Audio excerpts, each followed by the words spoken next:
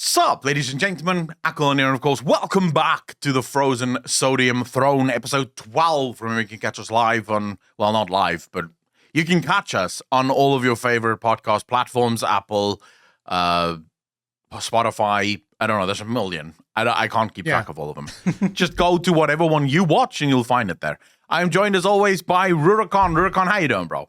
I am doing fantastic. This week, I have been playing a brand new game. Well, this past week, I've been playing a brand new game. Well, not the past week. It was like Friday is when it came out. And you yourself have been trying out a new game. So we're going to be talking about these games at the start of the podcast. I'm playing a new game for me. Yes. But it's not a new game. It's not a new game, yeah.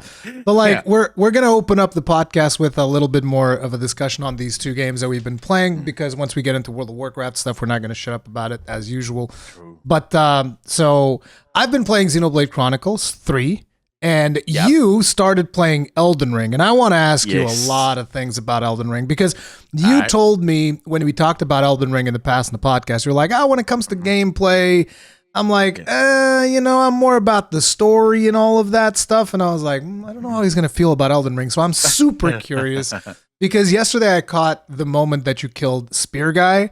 And I was like, he's in. He's like knee deep in already, like probably going up like waist deep at this point. Yeah. All right. So first and foremost, the Spear Guy. I actually defeated the Spear Guy on my first play on Saturday. I sort of tested the game out just to see where my camera would have to be for a live stream and stuff like that. And I just ran around a little bit. I got to the Spear Guy, got my ass handed to me. By the way, like 3 hours. For people that don't know, we're talking about the Spear Guy that shows up at the very first camp. He's like the toughest regular enemy in that camp. Yes. I thought, fucking boss, right? I genuinely thought this is a boss. This has to be a boss. How can this be so hard, right? I got my ass fucking handed to me, mainly because at this point, remember, this is my first ever play of anything Souls-like. Any Souls game, yeah. Yeah, it took me a while to sort of figure out, wait a second, there's timing here. There's sort of a rhythm to these fights that you have to figure out. And then, of course, as soon as you figure out the rhythm, phase changes happen. So now the rhythm is a little bit different because there's different attacks that's being introduced, and you again have to learn those. So it's sort of like, it's very similar to a World of Warcraft raid boss or a Final Fantasy raid boss, where you learn the fight and then you actually... So I remember when you first told me about Elden Ring, you said, it's not hard. It's not. People say it's hard. It's not hard. And I understand now what you mean. It's all about figuring it out. It's about learning, this is what I can do, this is what I can't do. This is what I can block, this is what I can't block. Because I tried to block some of those guys' attacks, and you very quickly realize, wait a second, he's doing 4 attacks, right one after the other. I ran out of stamina before he's fucking done attacking. So I'm going to take one in the nose anyways here. I have to dodge this shit. I've loved it. I've loved every moment of it. I'm still a story guy, right? First and foremost. But there's something about Elden Ring. I can't put my finger on it yet. But there's a way in which the world tells a story. Oh, yeah. That's insane. That's really fucking insane. It's really fun. You have no idea. Have you been reading like item descriptions of stuff that you pick up? I've not picked up much. To be honest. But even still, like just weapons. Like you pick up a weapon, and it's like if you go into the... Are you using a keyboard and mouse, or are you using a gamepad? Always keyboard and mouse, bro. God damn Always. It. I don't know. Then I don't know what key it's going to be. But it's going to be whatever key you use to drink your Estus flasks. So you go into your equipment, right? And you select like the weapon that you go into the weapon that you have equipped. You click it normally, like if you were going to equip another weapon. And then when you go into the weapon selection screen, it's going to give you like a status screen with like all of the different statuses that it has, the scalings and all of these different things, right? If you press the same button that you use to consume Estus, it swaps it around and gives you lore about that item. And this is for literally everything in the game. Like I'm talking down to a consumable potion that you might pick up, a piece of meat or something. you can do this, and it gives you more information about that specific item. And sometimes that links directly to game lore.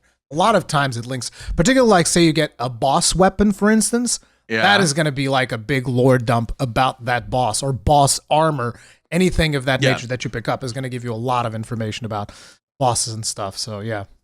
Oh, yeah. So I definitely, I've not read any of that yet, which now kind of makes me sad because I've got a bunch of things that drop that's called King Godfrin or Godfrey or some shit like that. And I just sold all of those items because they weren't good for me. They weren't upgrades to the things that I already had. So I just fucking sold them. Listen, let me tell you something. I'm a little sad because selling items in this game, you don't have to. It's whatever. You really don't have to because they give you so little. They give you so little runes that it's not really a big deal. How do you keep track? Like in terms of how do you manage your inventory? Yeah, people hate watching me play the game because my inventory will just be like my dude. If he had if they had to represent the amount of items that my dude is carrying, I would have to be carrying around like a whole castle behind me with all of my items. Because like I don't sell anything. What I do is like I might sell, particularly in this game, because in this game you can also dual wield. You weren't able to like properly dual wield in all of the Souls games. So in this game, I'll be like I'll keep at least 2 of everything. So everything I pick up, I keep at least 2 of them. And so my bags are always omega full of everything. All right. I'll keep that in mind because right now 100 runes is still decent for me, but I am getting to a point now. So there's a couple of weird things about the game though, where if you want to sort of like the rune cost in order to level up does not change based on the level of the attribute that you're trying to push up. Which no, it changes based on your character level. Yes, and every single time you level anything, that levels your character. It doesn't matter what the fuck it is. Everything will level your character. And that's kind of annoying, gonna be honest, because my mind right now, so my mind stat is on like 8, right? My others is on like 16. But now, if I wanted to get some mind, it costs a fuck ton. Yeah. So that's sort of something to get used to because I did not think that that's how it worked. It's a very unique way of doing a level up system. Actually, a very simplistic way of doing a level up system. But I've already started to figure out that the complexity of this game isn't so much the stats; it's the items. I mean, that the go stats with those stats. The stats are important insofar as it's the stats in a Souls game. It's actually a little bit tricky because there are like soft caps and hard caps. So like each stat, and I actually don't remember what the Elden Ring ones are because I stopped playing a while ago already. But it's like I think it might be 60 is the soft cap this time around, or is it the hard cap? I don't know. But basically the idea is that you get to the soft cap, and if you're doing, say, like a character that has multiple ways in which you're dealing damage, so maybe you're doing a little bit of magic, a little bit of melee damage, then you don't want to go over the soft cap because the gains are much, much less. Yeah. And if you have like a character that is fully dedicated to melee damage, then you want to go at least to the hard cap with specific stats, which I think the hard cap is 60 and I think the soft cap is maybe 50 this time around. I actually don't remember the caps in Elden Ring because in previous games, like I've played a lot of Souls, and in previous games, usually you'd have both a almost soft and hard cap at 40. So you wouldn't level up anything above 40 because it'd be pretty worthless. But in Elden Ring, you kind of have to if you want to be really good, particularly stuff like... which one is the stat that increases health? I think it's Vigor. Particularly you want to get a lot of Vigor, especially if you're a new player, because Vigor is going to... It's almost like the points that you get at lower levels, they count for less than the points that you get further higher up. So it's very important to have high Vigor so that you can take a lot of hits and survive. Well, I will say this. It doesn't seem to matter how much Vigor I put in. I still die within fucking 2 shots. So... It feels like, it genuinely feels to me as if the things level up alongside me. Like no, every single time I level up, the things get more powerful because it takes even longer. But there's something amazing about this game. I discovered yesterday after a long playthrough because my chat kept going, dude, stop strong attacking when you're backstabbing. I'm like, what are you talking about backstabbing? I'm just sneaking up and fucking stunning them so I can kill them. And like, bro, just trust us, do a fast attack once you're behind the character. Yes. I'm like, all right, no problem. I do a fast attack behind the character. And my guy goes into this epic sort of fucking stabbing the guy and fucking dead. I'm like, what? Now I'm just doing that the whole time. I'm just fucking sneaking around trying to backstab things. And then I followed the story like a good little RPG boy would, right? I'm following the fucking story. It's telling me the grace points me in the direction I need to go. So I go where the fucking grace points me. I get to this long sort of pathway that leads up to a castle. And I got fucking wrecked there. Because as soon as I engage the guy standing at the gate, things just fucking explode around me. And I realize there's a ballista up on the hill just firing fucking bolts of death at me, right? So I'm ready to fuck away. I don't want to deal with this shit.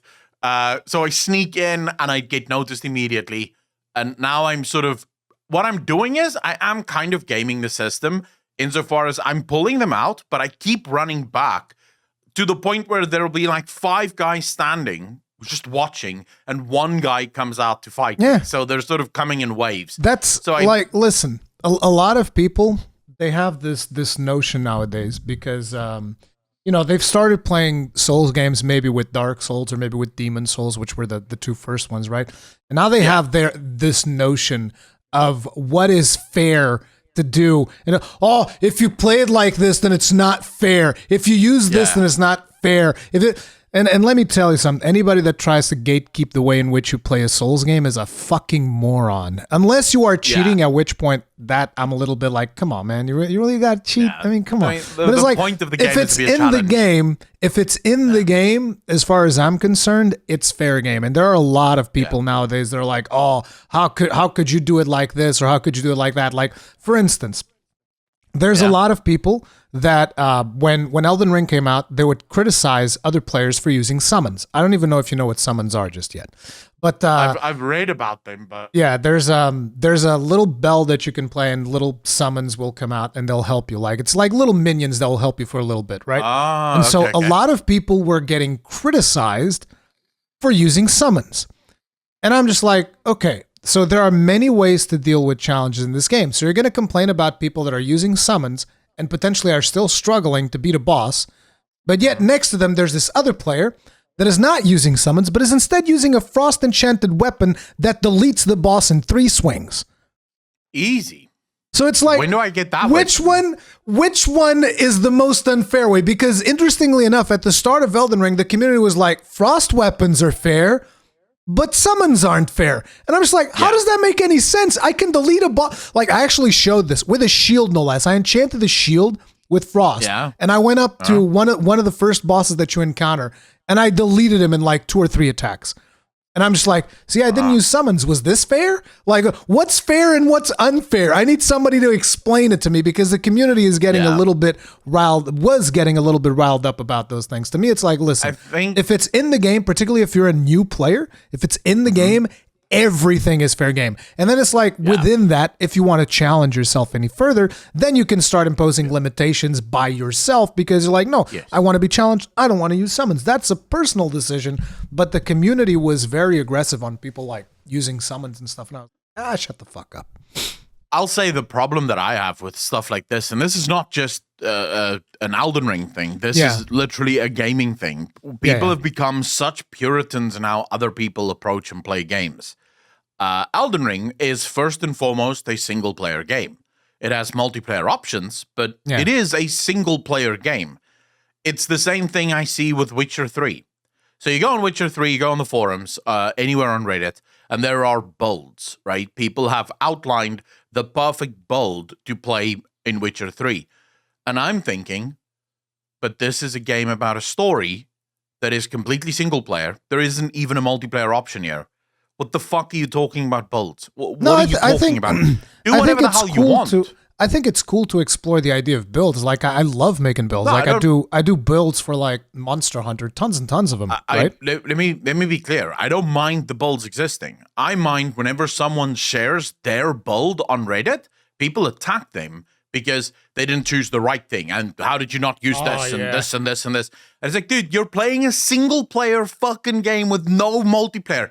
That guy's talents have no effect on your fucking ability to play this game. Like, it will not even matter to you if he chose the quote unquote wrong talents. Like, that's how he wants to play.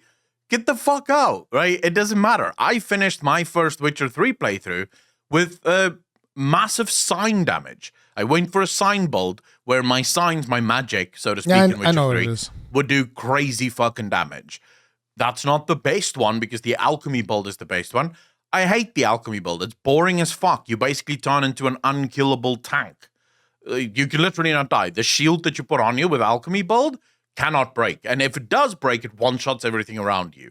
So it's sort of like, okay, why would I want to play this? This is weird, right? I want to play something cool. But anyway, so I'm playing Elden Ring, right? And I immediately realize builds is everything in this game. Like, you can't break the game with levels. That doesn't seem possible because the leveling process seems to be designed almost to keep you in check. You can. The problem is that because of the fact that, you know, if you're farming the same group of enemies, right, you're getting the same amount of runes every single time, and the rune cost for leveling up keeps increasing. So unless you're someone who's extremely patient, just grinding it out to try and over-level the content becomes challenging, Yeah. I would, but like I said, I think, well, at least for where I'm now, levels don't seem to impact the world that much. But then again, I've not really upgraded my weapons at all. Yeah. My weapons are still D tier in terms of strength and dexterity. So I'm obviously, I have to do a lot there. But one thing that stood out to me is when I went on Reddit, sorcery is apparently broken as fuck. Like, you can just one-shot stuff with sorcery. I mean, it's like less broken, but also it's broken. Like not at the start. Not at the start. It's not. In order for you to one-shot things with sorcery, you need to have a specific build. So, like, there'll be, for instance, a potion that you're going to unlock later on that gives you like infinite mana for a certain amount of time. And so the idea is that you get a really powerful channeled spell that consumes your mana continuously, and then you use this potion, which gives you infinite. And for that time, you're basically like, it's like a mega Kamehameha that you're just popping on the boss. And you can delete bosses like that because the beam is also continuously staggering them and they can't do anything. So yeah, you can get it up to that point, but it requires a certain degree of knowledge as to what you are doing before you get there. So just using sorcery at the start of the game when you don't know what you're doing, it's not only not going to be broken, it's actually going to feel underpowered in a lot of ways. Yeah, I can imagine that because you don't have a lot of mind when you start off, even if you win most of your points of mind. Now, I wanted to start as a wretched, but I thought, it depends. I don't know yet.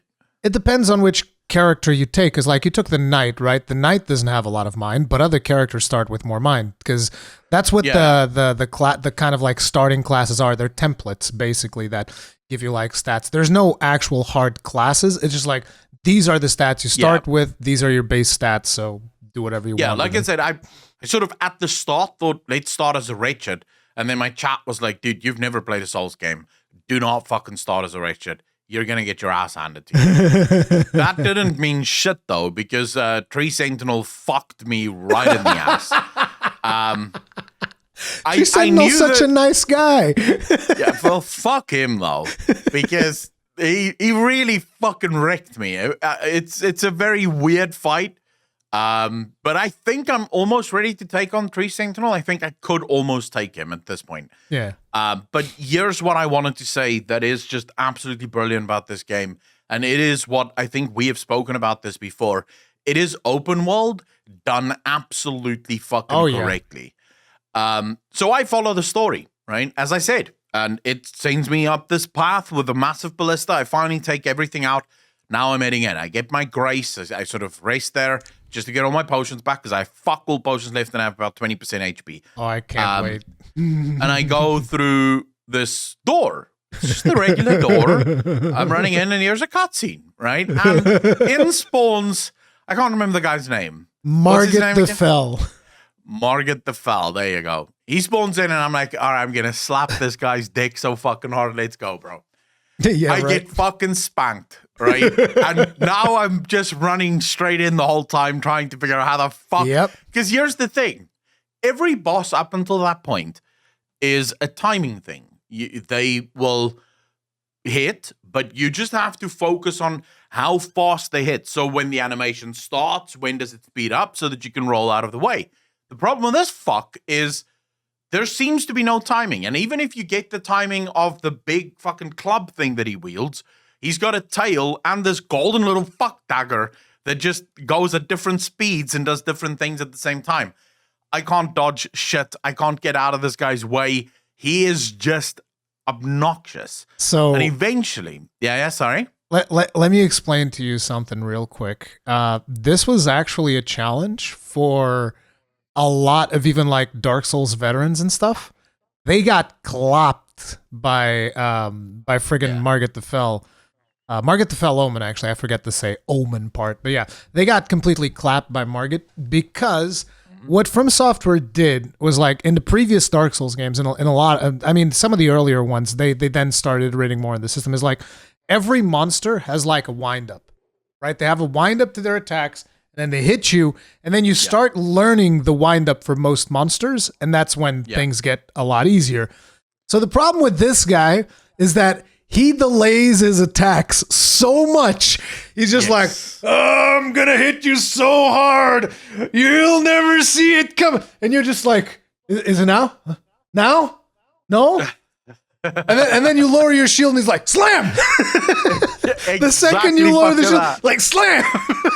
Exactly that. But the problem is also, he slams you with that. So now you learn, okay, everything is a little bit delayed here. I have to watch out for that.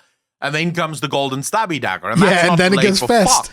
Right? That comes fast as shit. So you learn to dodge the one thing, get fucked by the other thing. Then you finally start dodging the other thing, and then the tail swipe gets you. Yeah. Everything fucking happens the whole time on this boss. And eventually, after just trying, and I'm getting to a point now where I'm going, right, guys, this is about where my skill level takes me in Dark Souls. Let's leave. We're done. We're done with this game. Someone in my chat goes, and they're like, dude, what level are you now? And I'm like, I think I'm level 16 or something. Dude, you shouldn't be on this boss now. I'm like, what do you mean? The story said this is the boss. You can. And like, bro, you have an entire world still, like a first zone that is completely unexplored. I'm like, yeah, but the story didn't take me there. I'm like, yeah, but the story isn't gonna. The story is taking you where the story is taking you. It's your job to explore. Like, go and fucking find stuff to kill. And then someone linked me the Carbot of Margit the Fallow. And Carbot does the same thing, right? Just get fucking wrecked. Even with the summons, gets wrecked. And then starts going throughout the whole map. And then comes back with some item. Now, I couldn't see really what the item is. It's just the dark stone. Oh, I know and what then it is, Margit gets, then Margit basically just falls over. So I immediately thought to myself, this makes sense, actually. Yeah. This boss, clearly. So this is where you kind of have to, I think, be very alert in Elden Ring when you're facing certain challenges, at least for someone like me. I'm sure hardcore Dark Souls fans will eventually figure out how to kill Margit, right? Oh, yeah. Even without any sort of help. They're going to figure it out. They're going to get it done because that's part of the challenge. But if you don't know Dark Souls that good, from what I can tell, it seems like every single thing in the game does have some weakness. And it's up to you to figure out what is that weakness. So it's either going to be fire, or it's going to be, I can already see something like frost maybe working on Margit just to slow him the fuck down. That could work. Maybe some staggering thing, or maybe some kind of chain thing could help take him down. But the game really is all about, we've given you all the tools. We're not going to tell you how to use it. That's your fucking choice, right? You do whatever the fuck you want. But all the tools are there. It's up to you to figure out how they're used. So you're effectively like a monkey that's just been given a computer, and a fucking hammer and some nails and some wrenches, and you're given a project to complete. They don't tell you which tool is used for what. You have tools, figure it the fuck out, right? Yeah. That's it. And that is fucking brilliant. That's what open world games, that's what games should be. And now for the first time, I understand the trigger that Elden Ring players had when Ubisoft developers, Blizzard developers, and all those fucking AAA developers came out and they were like, this is just a horrible game. It's so unfriendly to the player. The map is completely oversized and overused and just a mess. It's like, bro, they're doing what games are supposed to be. It's a puzzle. Here's the tools to solve the puzzle. Solve the fucking puzzle. Exactly.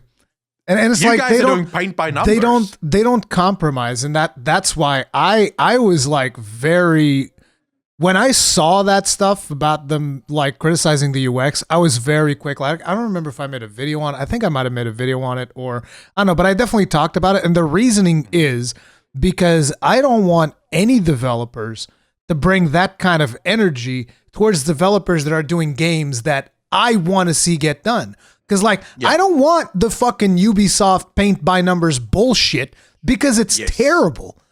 Because, like, it's completely forgettable. Like, you play a Ubisoft game today, tomorrow you forget about it. I will never forget the challenges that I've had to face with Dark Souls 1, Dark Souls 2, Dark Souls 3, Elden Ring, Sekiro, Bloodborne. I will never forget the challenges that I've experienced with these games because of the fact that they were incredibly memorable, because the developers are not there just like holding your hand and being like, oh, here you go, little baby. If you press this button, your character's going to jump. Oh, it's like, dude, no, there might be gamers that want that. And it's like, look, no shade thrown if people enjoy the paint by numbers type of games that Ubisoft are doing. Any of that stuff. Like, if you enjoy those games, enjoy them. Life is too short to be figuring out which games you like or shouldn't like, with the exception of mobile, because fuck mobile games. But, beyond that, enjoy whatever the hell you want. Have yourself a good time. It's whatever. But there's a lot of us that, like, we don't want this paint by numbers bullshit. We want the challenge that comes in a game like Elden Ring. And this is also why when somebody comes out and they're like, oh, the only thing Elden Ring needs to be a good game is an easy mode. And I'm just like, motherfucker! It triggers me. Like, during Sekiro specifically, when Sekiro came out, which is another game by From Software, it triggered me so much because there were so many people, because they were like, oh, I want to play this cool samurai game, but it's so hard. And these are the people that wouldn't even bother to learn the basic mechanics. For instance, most of the bosses in Sekiro, you can stab them and take away half of their health before the fight even begins. Easy. And these people don't even bother learning this shit. And they're going up to the bosses and, getting fucking clapped. And then they're just like, if only this game I made a video where I just specifically put this on the thumbnail. I will die on this fucking hill, dude. These games do not need, and it would be a bad thing to implement an easy mode. The thing is, the easy mode is already fucking built into the game. Yeah, like exactly. I already told you, there's ways of doing. So, for example, certain attacks, if you block those attacks, it staggers the enemy, which then means you get to literally spank them to fuck. Other attacks, if you roll behind, so I actually managed to do this very weird thing on, when you're running towards that shield fuck guy, right? I'll never forget that dude. You're running towards the shield guy. To your left, there's a cave. Inside the cave, there's some wolves, and then you get to the first optional boss, which is like through this mist, and there's it's like a troll-looking fucking thing inside a cave. With a big sword? He's a beastman? Yes. He jumps up and fucking slams down and shit. So on him, I'm just rolling around and dodging and sort of, I roll, hit, roll, hit, roll, hit. Like, I'm just doing this. And suddenly my character goes into this massive animation where he's like, fucking stab, and I'm like, what the fuck did I just do? Because you pressed the different, I was going to say, if you were on a controller, instead of pressing the right trigger, you press the left trigger, but in your case, I don't know which button you pressed. I'm not sure what I did, but apparently it's some kind of backstab thing, so I managed to get right behind him at the moment that I fucking hit the stab thing, and my character just went fucking apeshit, and it deleted like 3/4 of his health at that point. Yeah, like, that you can backstab that guy. Yeah. Yeah. So this is the thing. The easy mode is already built into it. Like, obviously, if you want the true challenge, don't roll behind him and don't fucking backstab him. fight the fight man to man, mano y mano. But you don't have to. It's there. All the tools are provided to you. You just have to figure out how to put all these tools together. And I'll give you where I ended last night, because after I streamed, I sort of went back and played because I couldn't fucking get enough of it. This was the funniest thing I've ever seen. So I'm running around. I get to this giant circular sort of place, and right in front of it sits a sort of ghost guy that says, "Oh my God, I just wanted to fight and I just wanted to die with honor." And then behind you spawns this weird guy with a fucking giant fire mace that hits you. I killed him, no problem. He was pretty fucking easy to take care of. But then to the side of that is a guy on a horse. Now, from what I can tell from the health pool, the first hits you do damages the horse. And then once you kill the horse, now you can kill that guy. Actually, no. It depends on where you hit. Like I don't know. When you attack, well, it depends on the weapon that you're using, right? Because each weapon has a different set of animations. So if your animation hits the rider, you hit the rider. If your animation hits the horse, it hits the horse. And you can knock him off the horse and then kill the rider, or you can kill the rider. Yeah. Okay, so I'm obviously killing the horse at this point, but here's what's funny. I killed him without hitting him. I'm rolling away because he's very fucking quick on that horse and it's quite difficult. But at some point, I'm standing on the cliff. I've rolled to the cliff. This is purely by accident. And the guy fucking charges at me and he wants to stab me, and I roll out of the way and he runs straight off the fucking cliff, dies, and I get all the roots. I'm like, yo, bro, what the fuck? I got this. Yeah. Right? The NPCs die when they drop, which is, in no other game does it do this, right? An NPC will just fall down and then get up and come back up, either teleport back up. In this one, the NPC fell off, didn't take any damage, and then I could sort of see him running around trying to get back up. So he doesn't just teleport up, he's sort of trying to find a way up, and then he ran off another cliff, and that fucking killed him.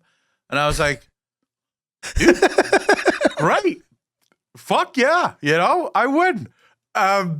It's awesome. The game is absolutely fucking awesome. It's really cool. Really cool experience. But tell me about this Xenoblade.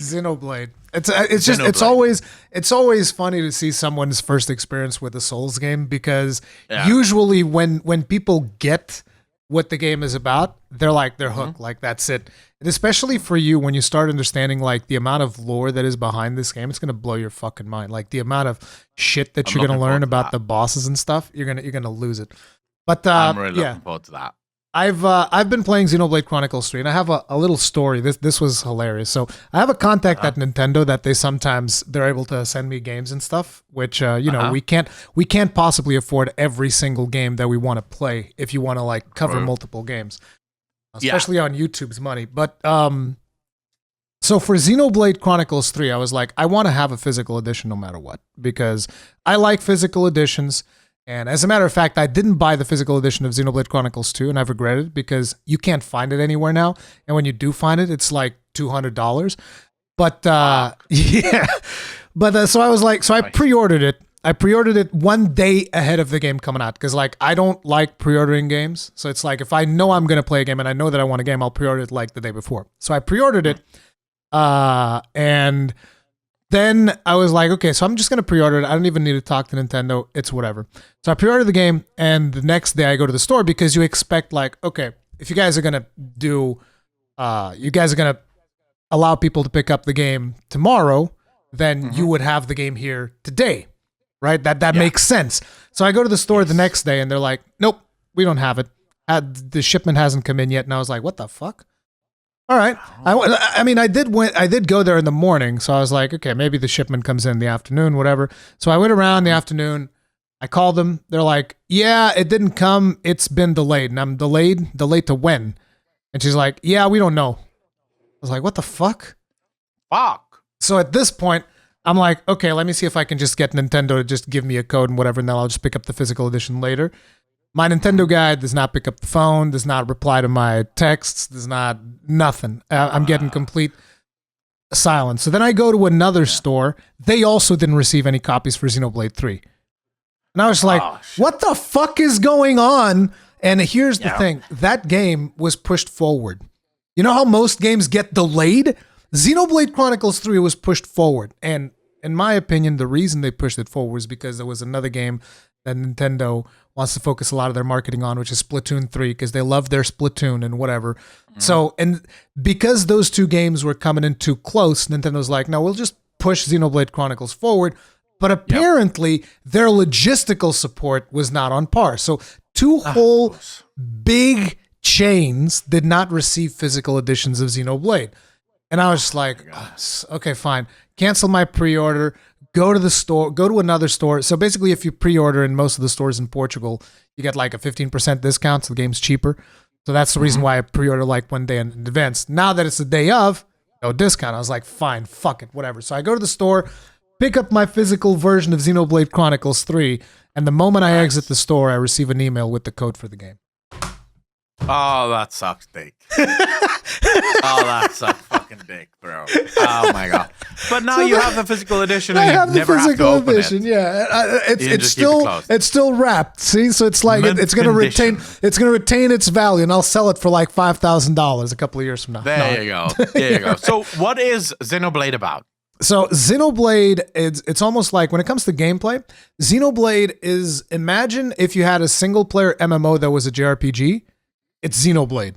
As a matter of fact, the first Xenoblade, like the very first one, the way in which you do actions during combat, because it's real-time combat, you approach a monster, your character starts auto-attacking. It even has tap targeting. Right, it even has essentially tap targeting. You have to target the monsters individually.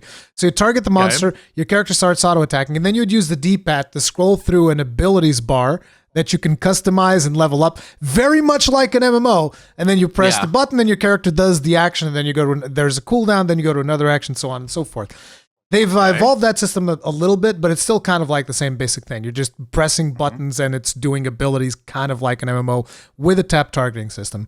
But basically, that is kind of like it. And then you have like a party and stuff. And then the thing about Xenoblade is that it has a really cool story, but it's not going to be for everybody, because there's always those people that are like, oh, there's so many weeb things, kind of like the same way that people talked about Final Fantasy 14 and stuff like that. Yep. Which I was one of them. Sometimes I get really, I feel like there's a lot of people out there that like, when nobody's watching, they're like watching Attack on Titan. They're watching like Hunter versus Hunter. They're watching all of these anime things. But then when it comes to games, they're like, nah, man, I don't do that weeb shit.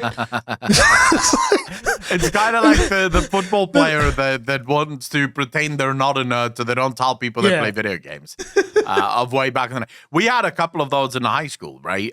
So I was lucky enough in high school. I was one of the cool kids, played rugby, all that fucking shenanigans. But I was always a gamer, right? Everyone knew I'm a fucking gamer first, literally everything else second.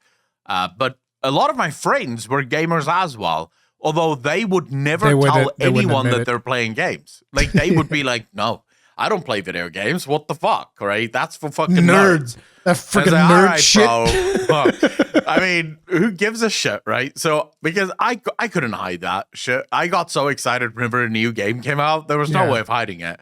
So I would hang out with the nerds at school as well. Like, we would just fucking talk about video games and crap. So I never had that problem. My brothers are also massive gamers, so I grew up with that shit. But yeah, you do have people that want to pretend. I can honestly say I'm not one of those people. I do not like anime. Never watched it. I'm yet That's to what get you say. into. That's what you say. No, I genuinely can't get into it. I once spent 10 minutes watching some kind of anime that my friends or my brother's friends actually were watching. And they were like, dude, just watch this. You'll understand why anime is so good. I spent 10 minutes watching it. I don't know what it's fucking called. Bored as fuck. I was like, what was happening? Let me just see if I can identify what it was. It was just fighting. It was just fighting. It was were they fighting giants or? I think so. But this was more like, it was definitely a corporate game, because this guy was fighting, and there was a woman that's like very corporate and like corporate armies and shit. And this guy's fucking up the corporate armies, and the corporation is doing something. I don't know what the fuck it was. I genuinely found myself just bored, because all I'm seeing is this light fucking show on my screen with the guy going, chwa, and then it's just fucking white screen and the guy punching and like fucking fire coming out of the punch, and then chwa, up, down, fucking stay for. You guys remember those old Tekken sort of games, right? Where the finishing move is just your guy going chwa, chwa, chwa. That's all I'm seeing on the screen, right, dude? What the fuck? This is so boring. I'm not watching this. The only anime I have watched, although I don't know if it qualifies as an anime, but I did like it, is Arcane, right, from League of Riot. That's not. I don't think it counts as an anime, but it's whatever. Yeah, Arcane was pretty good. I liked Arcane. I fucking love that. Well. Yeah. That was really good. But other than that, I'm not a big JRPG guy. Like JRPGs tend to. I don't like the graphics, and I really don't like the fighting style. So it's very weird that I do like Final Fantasy, because it's got a lot of those same graphics and a lot of those same fighting styles. But I think it's the story of FF14 that just gripped me, right? And now I'm looking forward to FF16. So maybe by the time I'm finished with FF16, I'm willing and ready to get into the JRPG fucking genre. Yeah. I do think the other Final Fantasies are more weeby than FF14. I don't know, because I haven't played a lot of them, to be honest. Like I play 14, and I've played the 7 remake, which a lot of people are like, it's a little bit mixed, because some people are like, oh, it's different from the original. I'm like, that's not necessarily a bad thing, because I played the original, and I didn't play it back in the day. I played it like recently, and I was like, bro, like. I'm gonna go ahead and say, like, listen, a lot of this is just nostalgia. Don't give me no fucking bullshit, man. Yeah. A lot of this is nostalgia, man. Like, I was playing that game and I was like, man, no, just no. Yeah. I'm the same way, right? Whenever people go on and on about, oh my god, Baldur's Gate 1 and 2 stole some of the best games ever, I'm usually like, no, it's not. It is some of the greatest games of all time, because for its time, it was light years ahead of what anyone else was doing. But right now, go back and really play Baldur's Gate 1, and you will see this is dated as fuck. The animations are incredibly bad. The graphics are incredibly bad. And I'm not a graphics first kind of guy, but there is a level where you sort of go, this is really not fucking good, right? Yeah, but see, you not being a graphics guy would be good for Xenoblade, because you have to play that one on the Switch. That's all. That's the only place I don't even own a fucking it. Switch. No. Yeah. You know, I'd have to buy a Switch first.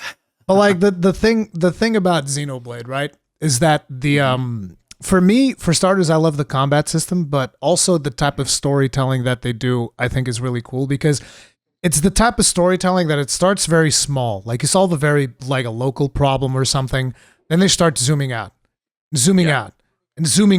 but slowly, because these are long games. You're talking like 100-hour plus for any of the Xenoblade games, pretty much. But they start like zooming out, and then eventually they start bringing in some of that Japanese mind fuckery that they like doing with their storytelling and stuff. And it gets really wild, to the point where like Xenoblade 1 and 2 are connected, even though everybody thought it wasn't. And then suddenly it shows that, no, they are connected because of this overarching story that is happening behind it. And I'm sure that Xenoblade 3 is somehow connected to it as well. But the thing that they do a really good job with as well is like, so I like the gameplay, I like the combat. The combat's got all of these intricacies with combos and shit like that you can do, which involves also like positionals, right? Like the same way that you have in 14. You have positionals in that game as well, and they enable other things. So like, you'll do a positional that will cause a status element called break. And then a monster will be like, oh, he's broken. If he's broken, means that he's open for another status element called topple, at which point he'll fall down.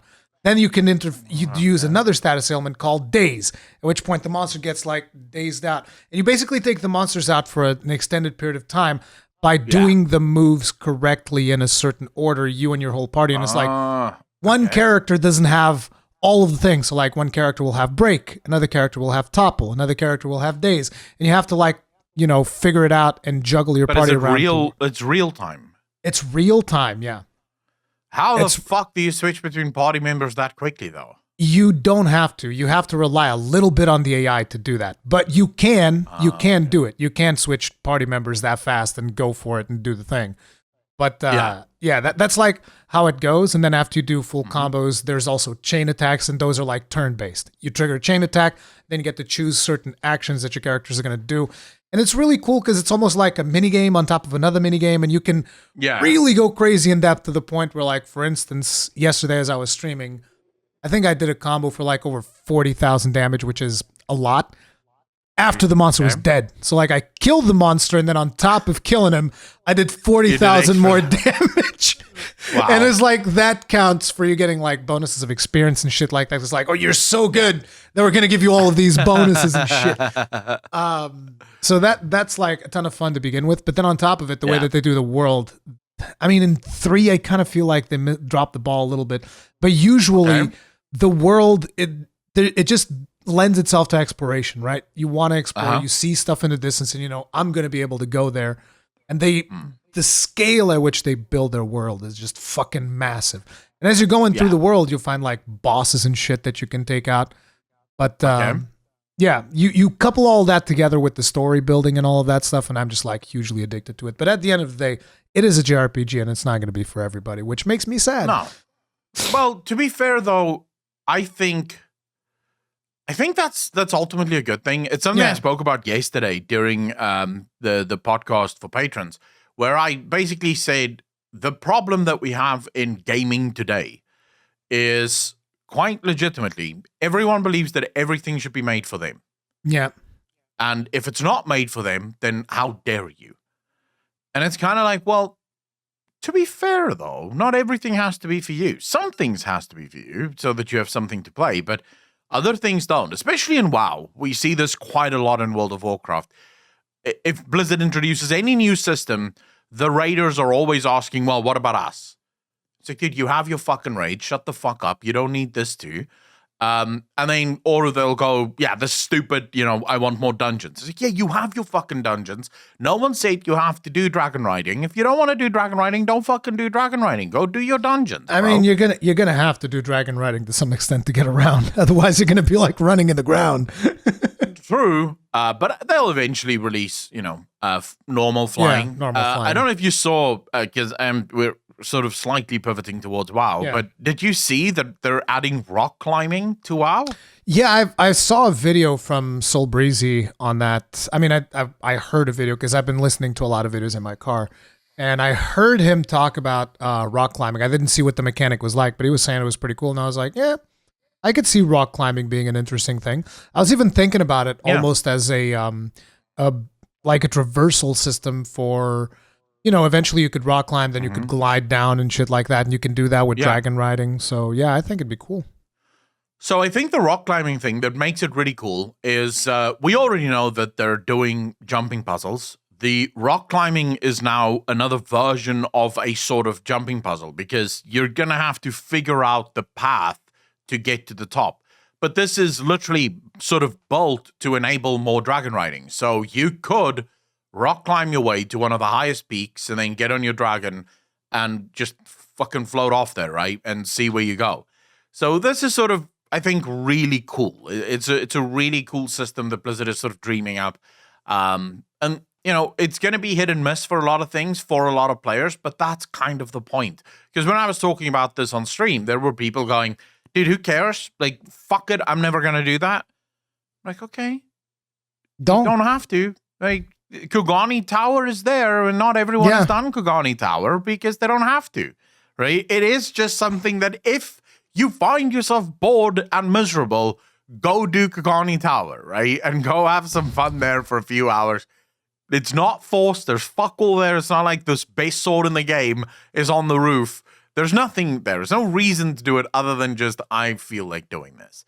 And I love that Blizzard is sort bragging of embracing rights. this. It's bragging rights. I did it. I did Kugani Tower Savage. I landed on the stupid lamp. I had to climb that bitch 4 times before I landed on the goddamn post. I failed Savage. I only managed to do it on like hard. Because I missed the fucking pole 100% by an inch, bro. Like That's what they all say. I could have grabbed the fucking pole. Could have mantled up there. If only I could. Like, it was horrible. But anyways, that's life. That's the game. So I'm really looking forward to it. But I do know we have a whole litany of things that we have to discuss. Oh, yeah. Wow. So I think one of the first things that we'd want to talk about is probably the dragon riding nerf, because it kind of goes into In one of the podcasts, I don't remember which one, I said that I believe that Blizzard had made a mistake with Dragonriding. When I started seeing people say that, like, shit goes up to 950% speed, I was like, they fucked up. And the reason I feel like they fucked up is because they made it too good to begin with, and you never want to have something that is too good to begin with if that is not... Yeah. If it's, unless it's like it's set in stone, like, no, listen, we tested this internally. This is 100% the way it's going to be. No doubts in our mind whatsoever that this is what this system is going to be. It's going to be 950% speed. It's going to turn on a dime. It's going to do all of these things. There's no doubt in our mind. But apparently there is a little bit of doubt in their mind because they've nerfed it. They made it harder to turn. And what happened? Like, I saw the Taliesin video where Taliesin's like, this is trash. This is terrible. It's atrocious. Whereas, like, if you hadn't experienced the previous version of Dragonriding, would that really be trash? I don't think it would be. I think a lot of players would be like, oh, Dragonriding's pretty cool. Even though, like, it takes longer to turn because there's more physicality to it. There's a little bit more realism. And especially, like, now that you've played Elden Ring, right? You have a better concept of, like, weapon weight and stuff like that when you see your character swing. Because, like, that is one of the biggest things that the Souls games do that very few games manage to do as well, is to convey the weight of a weapon through animation. And that comes at the cost of playability. Because, like, if you're swinging a big-ass sword, you can't just, like, mash. You can't do that. You have to, like, really be careful. Yeah, it kills you if you do that. So you have to be very careful when you are going to swing your weapon. And that's kind of what they're trying with this new system. For my interpretation, because we don't have alpha access, I don't have no fucking idea. But it seems like they're trying to convey a sense of momentum where you are going like this. You can't just go like, woo! You have to go like... So here's what I would argue. Right. So we're talking about two different nerfs. I think we should just lay out on the Dragonriding, the official Dragonriding. Yeah, I'm not talking about the Dracthyr yet. We'll get to the Dracthyr soon enough. Yeah. The nerf on the I don't know. Was there a speed nerf to the Dragonriding? I don't know. No, I believe you can still hit 950. At least nobody talked about nerfs to speed on Dragonriding. No, it's just the turning thing. So I fully understand why they did the turning thing. The problem, and I think we can sort of include the Dracthyr one here as well, because it speaks to the same philosophical issue. So Dracthyr, I think, just to lay out, because I know Rurikhan sort of mentioned that this is something we need to talk about too. The Dracthyr nerf is 30%, am I correct? It's 30%, but it's like not, for instance, so your max speed is 950. It's not to 920. It's 30% on the whole, like, number or whatever. I saw an Asmongold video on this, and basically it goes down to 600 something. Yes. So you lose 300% speed. Yes. I want to be honest. I have no problem with the Dracthyr being nerfed 30%, because Blizzard said from the beginning, Dracthyr was a weaker version of Dragonriding, which, if it can go the same speed as Dragonriding, is it really a weaker version of Dragonriding at that point? No, it's basically the same fucking version of Dragonriding. It's just you don't have all the cool barrel rolls and shit, right? But you do have access to very fast speed. So I don't mind the fact that they nerf that. I actually do believe they're going to nerf it probably further. And I also think that there's going to be a nerf on the max speed for Dragonriding specifically. But I think the way they should do the nerf on Dragonriding speed is to still keep 950 as the max that you can go, but make it harder to get there. So you increase the barrier or the level to which you can actually get to 950. So it becomes sort of a niche thing. If all the conditions are perfect, you can get to 950. Mostly you're not going to reach 950. But here's the big problem, and this is what I sort of want to focus on. World of Warcraft players have forgotten what it means to have alphas and betas. Because this is an alpha. These types of changes are supposed to happen in an alpha. The difference is most games have alphas behind closed doors, right? In most games, you don't get to see the alpha. So let's take Elden Ring as an example. if you played the alpha of Elden Ring, I guarantee you shit would have been broken. I guarantee you. I did play the alpha of. Wait, did you say Elden Ring? Elden Ring, yeah. I was confusing it with Elder Scrolls. Never mind. Elder Scrolls, yeah. If you played the alpha for Elden Ring, you would have probably had your two-hander weapon swing really fast and fucking just wrecking shit. You're slightly slower than the single-handed weapon, but you're not as slow. I'm sorry, that doesn't happen. As someone that's played plenty of alphas and betas of Souls games, no. It actually doesn't happen. No, but it would still be off. The timing is almost definitely not going to be perfect because those sorts of things tend to be honed in towards the end of cycle. So they'll build the world, they build the bosses, they build the encounters, and then they start sort of going, right, this is too fast, this is too slow, this needs to up, this needs to down, this needs to be enabled or disabled. At least if it follows any sort of like the normal development cycle for most games. Usually those types of things tend to come in the form of spells because they have really mastered like melee combat. Spells tends to be where they struggle a little bit. So sometimes spells will show up in alphas like super overpowered or super weak and then they get adjusted. Yeah. Usually the stuff that you're talking about shows up in spells more so than melee. That's why when you said melee, I was like, nah, in melee it very rarely happens. Like every now and then there might be an adjustment, but it's very rare. Spells is usually where you see most of those changes. We could apply that to when you play Dragon Souls 1, for example. If you got into the alpha for Dragon Souls 1, the first time they're ever trying the fuck is Dragon Souls? Dark Souls 1, right? If you're playing Dark Souls 1, fucking alpha, right? Early days. Things would have been all over the place because this is the first time they're trying something like this. By the time you get to play the game, all of the things are honed in and you have no idea that it was ever a case where the two-handed weapon would attack twice as fast as it does on live. You just wouldn't have known. If Blizzard didn't have an alpha, a public alpha at least, the game would have launched, Dracthyr would have been able to go 600 speed, normal Dragonriding would have had weight to its turns, so turns would be slow, and it would just be how you play. But see, therein lies the problem of how you present something to the audience, particularly when it comes to World of Warcraft, because over the years, people have gotten so used to seeing, their classes and their specs be completely fucking obliterated, then whenever they see a change, whether it's an alpha or in beta, they're going to be like, they ruined the thing I liked. That's it. Yeah, fun detected. So it's like the way that they should have done it is they should have started with a worse version or the harder version of Dragonriding and then slowly, very slowly move it forwards and then be like, if you get to a point where it's like, okay, this was too fast, we don't want it this fast, then it's whatever. But when you present it to people as this fast and you say to people, no, this is what it's going to be like, it's going to be this fast, it's going to be like this, and then you take it away, the feedback is worthless. The feedback is terrible because everybody's going to be negative about it. We had a fantastic fucking thing and you're taking it away as you've done over the years. This is why you're already seeing like a bunch of Asmongold videos and he's being super negative about it. Why even Taliesin Taliesin of all people is being mega negative about this change to Dragonriding, right?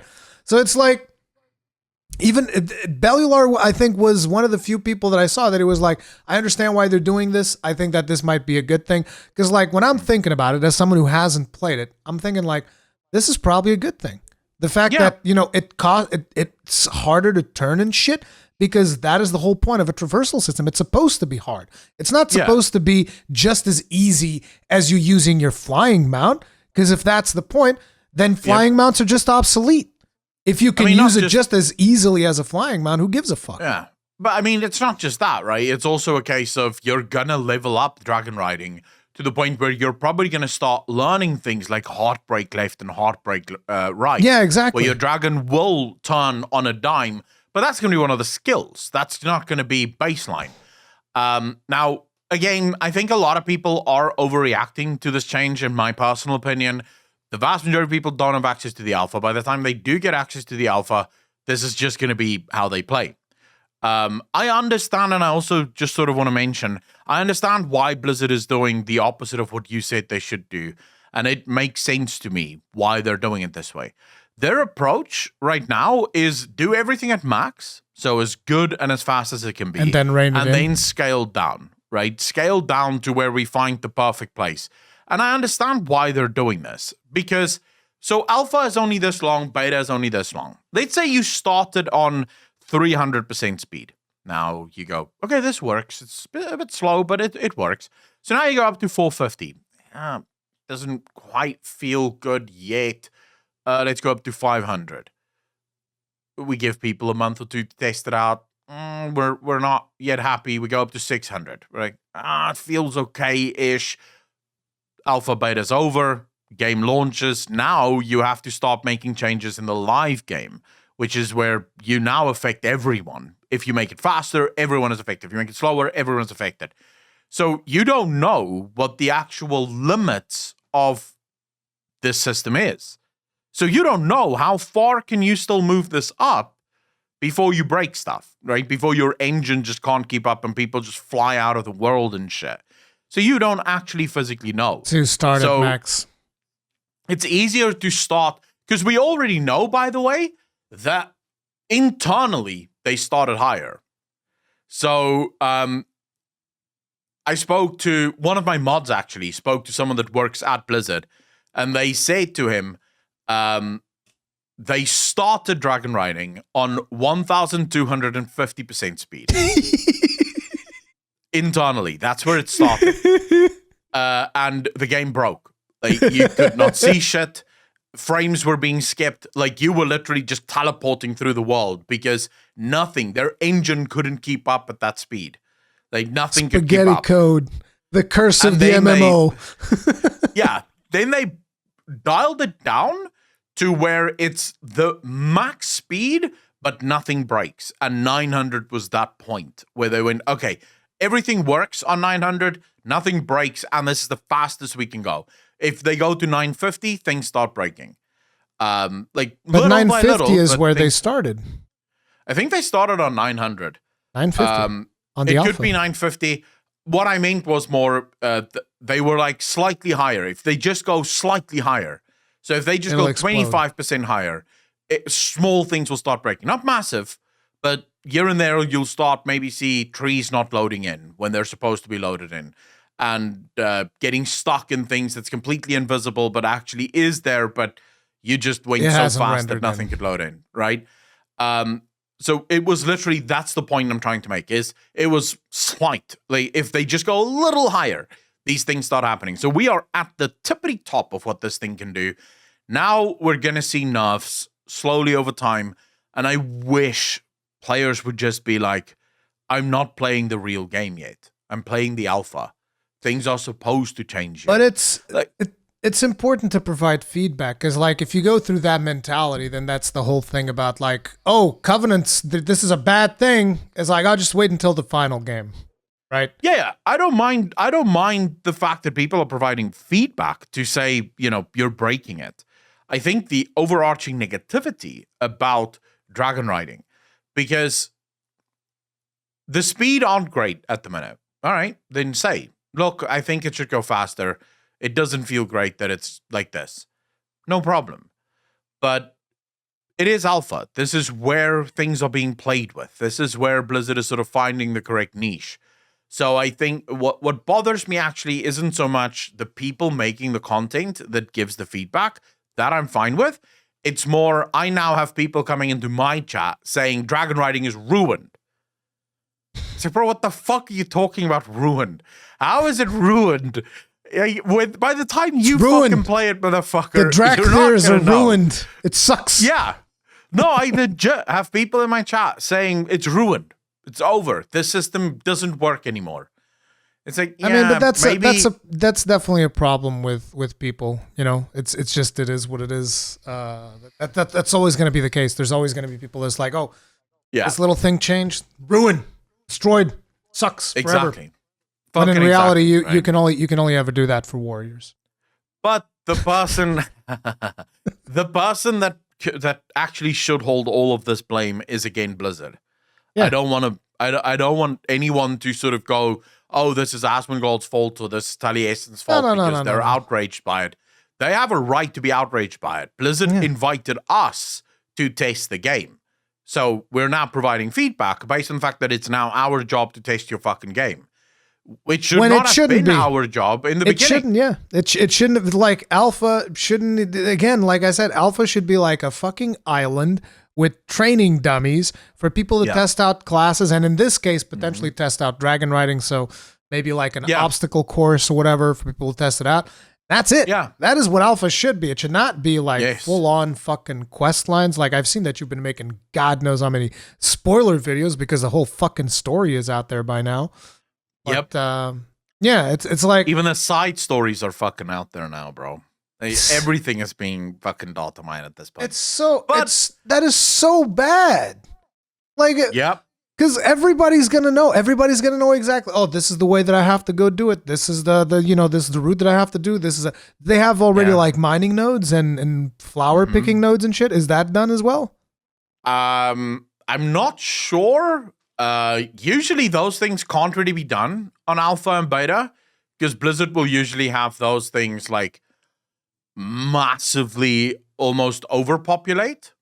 Right? So you'll be able to get like a fuck ton of nodes because they're trying to get tests done, right? They want to see if anything breaks and so, but those usually are the spawn locations. So, so all the spawn locations are in the add-on by the time the game goes live. So as soon as the game goes live, you just download that add-on and bam, you know exactly where everything's going to be spawning. You just have to run from spawn point to spawn point. Yep. Yeah. We shouldn't be doing this. It shouldn't happen, but this is where we are. And I wish people would understand that. I wish people would understand that when Asmongold makes a video saying this is the worst thing they could have done for Dragonflight, he's providing feedback. You don't need, on the top of that, to go, yeah, the system's ruined now. No, he's just providing feedback. This is still alpha. We can say the system is ruined if Blizzard goes against what everyone is saying and still fucking does it. Because that is what Blizzard have done in the past. Yeah, right? that's the problem. It's like it's a pattern of behavior, right? You look at the way that Blizzard has done things in the past, and we talked about it in the last podcast about apparently a philosophical change because Mike had that meeting, and it seems like on paper there is a philosophical change. The problem is we're going to need to see actions, not words. So it's like it's very nice to for us to all talk about a philosophical change, but at the end of the day, everybody provided feedback on fucking covenants, and everybody said this is going to blow right up in your face. This is going to fucking suck. You guys need to not do this. And they did it anyway, and it blew up in their face. And, that is why people give feedback in the way that is like, you've ruined this thing, because anything less than that, it seems like Blizzard doesn't listen. They just don't listen. That is the problem. I mean, that and the fact that we're content creators. I was literally having this conversation yesterday with one of my mods who's also making videos. It is your job as a content creator to be hyperbolic. It is your job to clickbait the fuck out of anyone that's watching your videos. Now, good clickbait it's videos that it's not lies, but it is a lot more exciting than what it maybe is. Yes. Right? But it's not lies. Bad clickbait is where you have a girl with her boobs out as the thumbnail, but the video is actually about fucking dragon riding. That is a bad thumbnail, right? Because the girl doesn't have her boobs out. That sounds like a good thumbnail right there. I don't know if you remember like those old school videos. Oh, yeah. Like it would have a girl on the thumbnail, even though the video has fuck all. That girl does not feature in that fucking video once. That's what I need to do for our podcast. Just get like an attractive woman to just be like, boom. Right there. Oh, she's going and making like all kinds of facial expressions, just like, teasing you like, oh. Yep. I mean, I don't know if that would still work. I kind of feel like that kind of clickbait, I don't know if that clickbait still works to this day, but it doesn't. Right? It doesn't work because like most of the World of Warcraft players, they're a little bit older now. So they'll see a thumbnail like that and they're like, there's no way that woman's playing World of Warcraft. This is a fucking lie. I need to see like, old men with beards and shit. That's the only thing that works. Otherwise, they won't believe that person plays World of Warcraft. I mean, yeah, exactly. But the thing is, that's our job, right? Our job is to be hyperbolic. Capture our the job attention. is to take things too far. Now, in the middle of that, I watched the Asmongold video. Asmongold, he's hyperbolic because that is his job. But he also gave very legitimate feedback. Taliesin, same thing. Yes, it's hyperbolic, but there is legitimate feedback in between it because you are walking the fine line between entertainment and actual information that you are providing. Yeah. No one is going to watch a video where you're just reading a 10-point fucking presentation on what is wrong. That's not going to work. Let me explain to you all the reasons why dragon riding is bad. Dragon riding is bad because speed's slow. Yes. No one's going to watch that show, right? You have to spice it up. Yeah. The problem is most viewers just see that and immediately go, oh, shit, it's ruined. Blizzard isn't fucking listening. It. Yeah. Now, why I'm sort of excited, and I spoke about this multiple times last week, and how we've already seen this philosophical change from Blizzard already being impacted. Very recently, we got a blue post about Paladins. After Paladin players weren't. It's all about the Paladin, of course, because Paladin players cry the hardest, so they always get all the shit. It's always about the fucking Paladins, dude. Man, fuck Paladins. That's what I have to tell Paladin players. I just want to say, I think we're going to get that for all because priests had the same thing. What I love about this is they put out the classes to be tested and to be sort of given feedback on. Then players sort of cry because their spec isn't really working, and I know Paladins have some pretty severe problems right now. Priests have some pretty severe problems right now. Hunter had massive problems to the point where they're actually doing a full rework on the Hunter. But for all of those, there is a blue post that accompanies it. An explanation from Blizzard as to what they want the class to feel like. This is amazing from Blizzard because now you have the raw feedback, right? When people just tested it out and they fucking hated it. And then you have this blue post that now shapes people's feedback to what you wanted in the first place. So people can now go, oh, that's what you want. Well, then based on my testing, this, and this is what would have to change for this, the thing that you guys are saying you want, to actually happen. So Blizzard is sort of giving their own minds, but then also taking the player's feedback. That's a giantly good, massively good change, and I want to see it for all of the classes, like straight through. I want to see every single class. Warriors, speak to the community, tell them what you think a warrior tank should feel like, and let the community then tell you why whatever build you have isn't actually going to make the warrior tank feel the way that you think it's going to feel. It's funny because like you see Paladins complaining. It's like, listen, at least you guys have skill trees. Some of us don't even have skill trees, man. Yeah, I'm still waiting for the Warlock one. I don't even have a skill tree, bro. We are at the bottom of the log, right? It's literally Warlocks and then Warriors. Yeah, so fair. We still have a while to go before we get to see ours.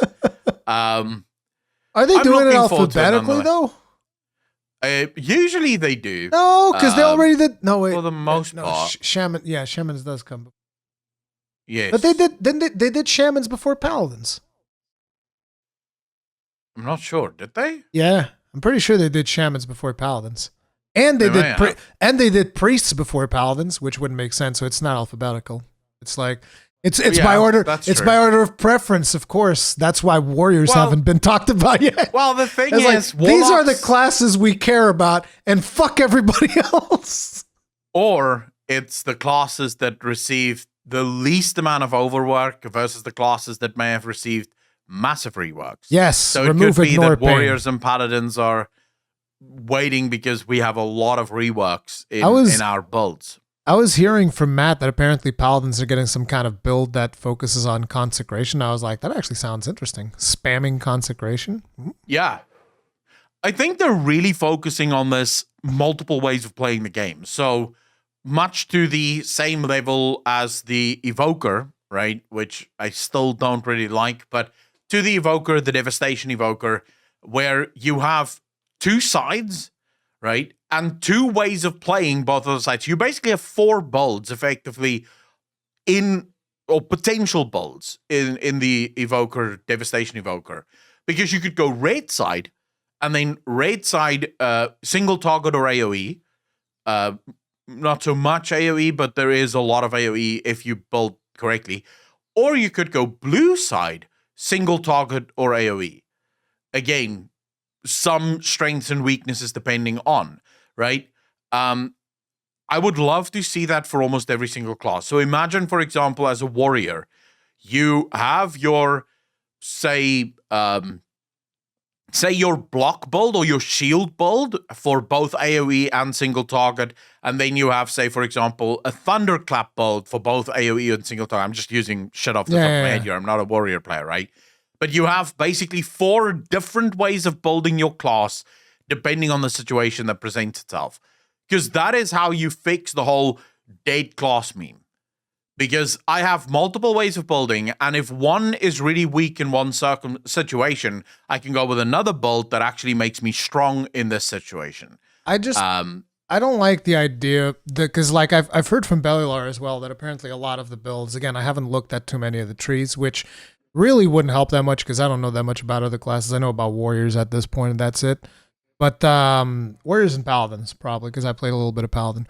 But the point is, I don't like the idea of the choice that you are making is between AoE and single target. Like, I feel like the idea should be more, you should be picking a specific ability that you want to, like, go for and then shoot for making that ability, like, mega powerful, right?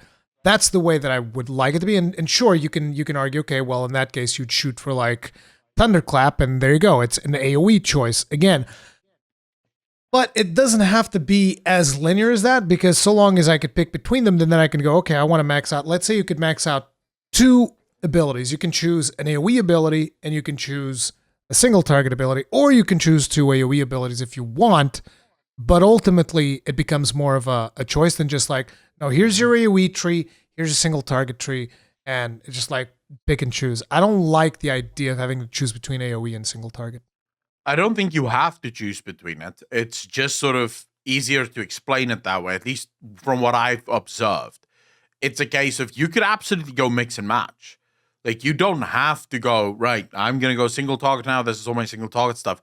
You could mix and match. You could go, right, I really fucking like the red side single target ability here, but I prefer the blue side single target ability here as well, so I'm going to take both, right? But that is going to limit how deep you can go into the tree, which is kind of, Blizzard made that possible because all of the most major spells that you have lie somewhere in the middle of the tree.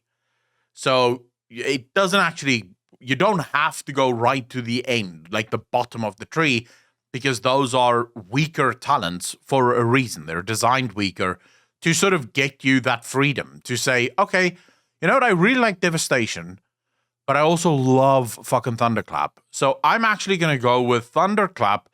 Maybe there's a talent in there that says Thunderclap deals extra damage if there is only 1 enemy, or 3 or less enemies, Thunderclap deals extra damage. So you immediately go, fuck, all right, I'm going to go Thunderclap, and I'm also going to go Devastation, right? I don't know, do Warriors still have Devastation? It was a talent. Yeah, I'm not sure. it became not sure if that still like exists. for a while it was baseline, and then for Shadowlands I believe it was a talent, and I don't think it was very needed. I think it was very optional. But I don't know, because again, in Shadowlands I had to play Paladin. There you go. I think ultimately I'm waiting to see. This is still alpha. There's still a lot that needs to happen. All of the feedback is happening. The big question is Blizzard actually paying attention to the feedback? Yeah. We know that they are, at least on some classes. So Hunters were released. Turns out Hunters have almost 29 talent points that is completely useless. It means nothing. See, that is a fucking red flag and a half, dude. What the fuck? I mean, come on. It's Hunters, bro. Hunters are not, boring as fuck. No. But listen, I have not been keeping up with like class-specific stuff. But like, when you tell me something like Hunters had 29 worthless fucking talents, how? That's almost like, imagine me, like, I do a lot of weapon guides for Monster Hunter, right?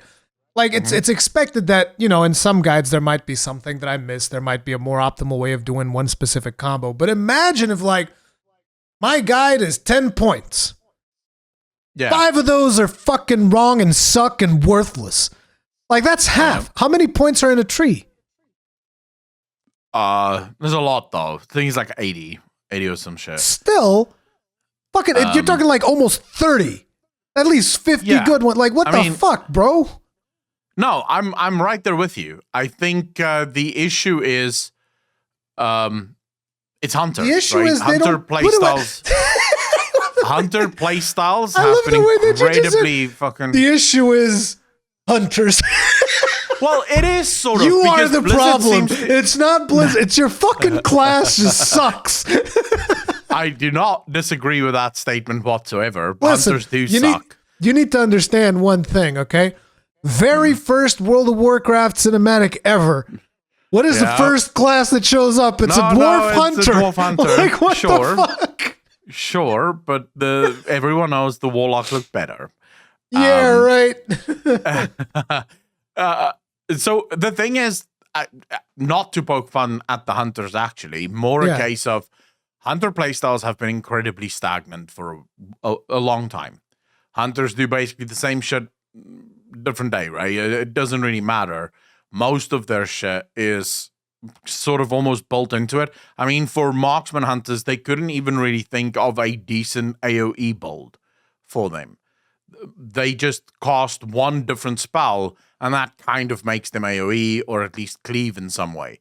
So I do think Blizzard sort of went ahead, and that's what they sort of designed, right? Was just whatever they believed was the core hunter playstyle. And players were rightfully so very upset at the hunter stuff. And Blizzard immediately responded. And you can go look at the guy that's actually doing all of the hunter talents. He's been so active on the forums, like blue posts, talking to people, asking people, all right, what do you mean when you say this? So he's been incredibly active on the Hunter forums, trying to figure out what is it that people want so that he can actually design that and make sure that it works. He's been putting a shit ton of effort into that. So but it's like, nice to see. It's nice to see the desire to like try to figure out what people want and all that. But at the end of the day, you're talking about somebody who should know what the class is going to play like. You shouldn't be outsourcing it to the player base.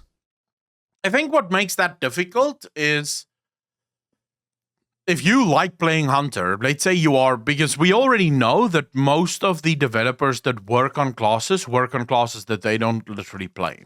And this is for a reason, because if you're a Warlock player, you're going to have a certain bias to how you want to play Warlocks. That doesn't necessarily mean that that bias is going to be shared by everyone in the community. So they sort of set it up on purpose to where some of the developers that work on Warlock will actually be warriors or shamans or something like that. So their job is to design whatever the fantasy of a Warlock is, rather than design the class that they want to play because they're a Warlock. So I get what Blizzard is trying to go for. I'm assuming the guy that does the hunter trees are probably not a hunter himself. His job is to capture what the essence of a hunter is. And that seems to be, if you look at some of the feedback on the forums and you look at his blue post specifically, that seems to be the thing that he's trying to get behind. He's trying to figure out what is it that hunter players feel when they play a hunter, right? What do they want from being a hunter, so that he can optimize it in that regard. I like that level of feedback. I agree with you at the end of the day, but I do think Blizzard is sort of in a weird spot right now. People are very unhappy.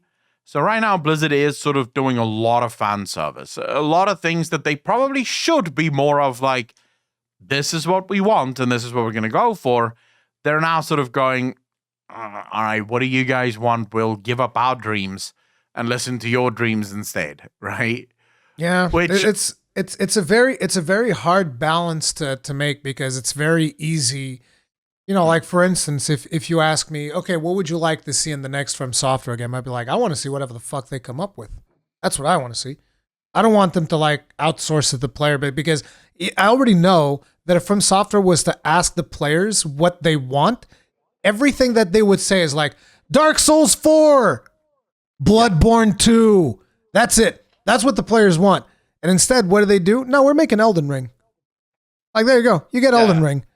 It's like, no, but we want Dark Souls 4. It's like, shut up. You get Elden Ring. But the thing is, when they put out a game, they know what they're doing and they're doing a good job. So that's what I want out of a developer. I want a developer that knows what they're doing. The problem is that at this point, Blizzard, I mean, not just at this point, for a while, Blizzard, they just don't know what they're doing. And the whole thing that you're talking about having different people from different classes work on, trees for the other classes, that to me is actually a massive negative. You should have some level of expertise with the class whose tree you're designing. Because otherwise, like you put me in charge of like making the fucking paladin tree, I'll fuck it up on purpose probably because fuck paladins. I'm like, no, fuck you. You thought it was bad for hunters? They had 29 worthless talents? You're getting 50, motherfucker. You guys have been like so fucking pampered over the expansions. You can all go fuck yourselves. That's what you Just to be clear though, it is a team effort, right? So it's not like the guy designing the class doesn't have access to hunter players within the team that he can go talk to and be like, all right, so here's what I thought. What do you guys think? And they'll give feedback based on the fact that they're hunter players themselves. So they'll be like, well, why did you do it this way? What exactly was your thinking about this? So yeah, I mean, let's wait and see. Again, I'm very much right now for most things in WoW on the let's wait and see side of things, right? The same is true for one of the other topics we had planned for tonight or for this morning, which is professions. I don't want to talk about the individual professions. They're boring without an actual ability to play them, right? I'm very excited for the profession system, even though I'm not really a profession player. I'm not really someone that plays. I'm not a profession player at all. No, I did professions back in Wrath because they gave you an advantage. Like I remember mining gave you like 50 stamina or some bullshit like that. And then blacksmithing also gave you something special. But I think I even swapped it around and I was doing jewel crafting because jewel crafting gave you something even more special. But that was the way that I would play. Is like, okay, which profession gives me the most thing? And then the moment that didn't matter, then I was like, okay, which profession can just make me the most money? Because crafting things doesn't actually matter that much. So it's whatever. I would like get to gathering professions or whatever and just pick up herbs and sell them. Yeah. I think what I love about the new profession system is sort of a case of do it or don't do it. It's up to you. Especially now with the new sort of what do they call it? The commissioner system. I can't remember what the fuck it's called, but where you can actually go, I want this item. The orders. Can someone, the order system, right? The work order system. It sort of means that if you're not into professions whatsoever, then don't fucking do your professions. Just go to the work order board and get whatever items it is that you think you need. And for people that do love it, they're obviously going to have a whale of a time. But I do sort of want to touch just very shortly, or, as long as it fucking takes, I guess, on the specialization. So we've seen some of the trees now for specializations, and they are quite in-depth. So for blacksmithing, I'll use blacksmithing as an example here. You have, at first, you have options between two specializations. These are armor smiths and weaponsmiths, right? Now you choose weaponsmith. Then it goes even further. So now you have swords. So swords and daggers and something else. Maces. Then you have maces probably. Then you have hilts, which is another specialization. These are more your axes and your stuff. And then you have like flails or whatever the fucking case. But there's like, say, 3 or 4 different specializations. And then in those specializations, there's even more specializations. So you can go when you pick the sword one, the sword daggers and fucking maces, for example, you can go even further and you can go, all right, I want to go particularly into swords two-handed, right? Or swords one-handed or whatever the case may be. So it's hyper specialized in how you do it. But eventually, at some undisclosed point in the future, you will ultimately unlock everything. So at first, you're going to have to hyper-specialize, but after a long period of play or a short period of play, we don't know actually, everything will be unlocked. That's not just for the weaponsmithing. that's for the armor smithing as well. So even if you went weaponsmithing first, you'll eventually have armor smithing and all of that maxed out. How do you feel about that? It feels almost similar to what you had in TBC, except in TBC it was locked, if I remember. Because I remember I did, I was doing blacksmithing, and then I did the thing that allowed me to craft the maces, and I seem to remember that was a very specific thing that you had to unlock in order to get that. It was these dragon-headed maces that you could get. And I remember doing that. And that's kind of like what that system reminds me of. It's weird because it all depends on how long does it take you to get fully specialized. Because like you said, over time, you're going to be able to do everything anyways. So how long does that specialization period last where I'm the blacksmith, the only blacksmith who can do like good pauldrons. I have like the best shoulder slot that you can possibly imagine. For how long does that last? A month? Is it really worth me like, busting my ass to be a good pauldron smith for a month, 2 months, 3 months, a semester? Is that maybe too much? Because I still can't craft the weapons. I'm still the best pauldron smith, but I can't craft the weapons. It's weird because everybody knows that at the end of the day, it's all going to end up with everybody being the exact same no matter what. So it's a weird design decision. I almost feel like what they should have done is like, no, you specialize and you have that specialty and that's it. Like, there you go. It's locked in. You're the best one that does this thing, and that's that. Yeah. Because the fact that you can eventually just grind it out means that in a couple of months it means nothing, which is kind of like the same problem that you've had with World of Warcraft grinds, which is that over time, they all amount to essentially nothing. For instance, you've had all these borrowed power systems that everybody's complaining all the time. And yeah, exactly. All of this borrowed power, it's annoying, it's boring because you grind it out and then they take it away at the end of the expansion.